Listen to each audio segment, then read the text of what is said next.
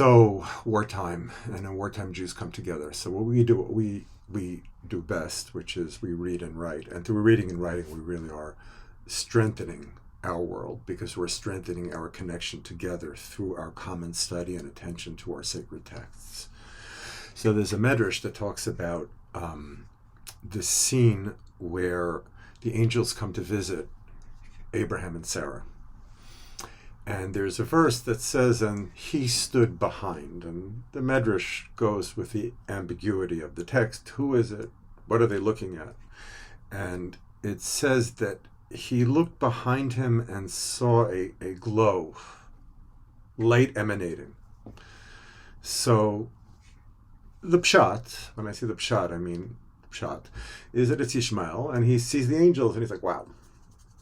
The Medrash offers that, but then goes on and says, no, since the subject and indirect object are not clear, they say, no, it was the angels who were looking behind his back. The angel was looking behind his back at Sarah, right? So the first one makes sense. The human looks at the angelic and is awed. The second one is the angelic looks at the human and is awed. This can be misunderstood as saying that Sarah was at such a high level that we can't possibly relate to her in her holiness. And certainly that's partially true. But the part we can relate to is that she's human. And the rabbis, when they talk about the human, they really are turning the human into something sacred. Sarah herself is sacred. You see, the rabbis anticipate all the humanists that come after. I'm just thinking of this painting, the paintings of the Northern Renaissance, where we see Old Testament stories brought into contemporary Amsterdam in the 17th century. And that's in a way what the rabbis do for us. They are showing us the human nature of these stories. We're in awe of Sarah because she's Sarah the person. And that means also that we kind of have to be in awe of ourselves.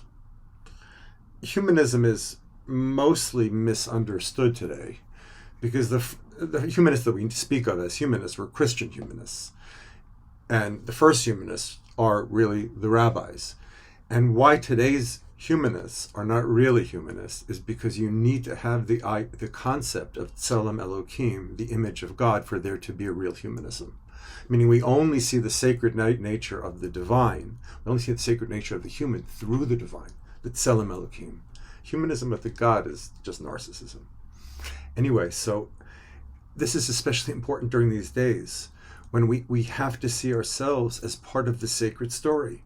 It doesn't mean that we walk around with big glows around our heads, but we're part of this story. We're part of the story of Jewish survival. And that's really what it's coming down to now. It's very, very much a question of Jewish survival. When we pray, we always pray in the plural. We pray in the plural. This was always counterintuitive to me until now. Because we never understood that the Jewish people, they had to pray for each other, otherwise they would all be killed. And that's where we really are today. And we have to embrace our collective destiny as a sacred people and be in awe of ourselves.